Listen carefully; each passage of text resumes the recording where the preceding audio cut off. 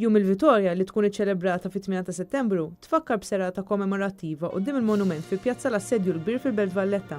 F'dan il-jum titfakkar ir-rebħa tal-Maltin u l-Ordni ta' San Ġwan f'Assedju l-Kbir tal-1565 u tmiem tal-assedju fuq Malta fit-Tieni Gwerra Dinjija. Il-kellim f'din is-serata kien l-istoriku l-Professur Raymond Manjon. Fid-diskors tiegħu Raymond Manjon qal li l-Kostituzzjoni tagħna għandha ftit aktar minn 50 sena. Fl-aħħar snin kellna qatt ta' realtajiet li talbu minna ħtieġa li ssir reviżjoni sostanzjali u mill-qiegħ tal-ogħla sistema legali. Fil-fatt l-amministrazzjoni resqet lista ta' abbozzi u statuti li la darba jkunu approvati jkunu mhux biss il-mera iżda wkoll il-profili tal-modifika neċessarja li konna qegħdin nitolbu mill-istituzzjonijiet fl-era tax-xjenza u tat-teknoloġija tal-kompjuter.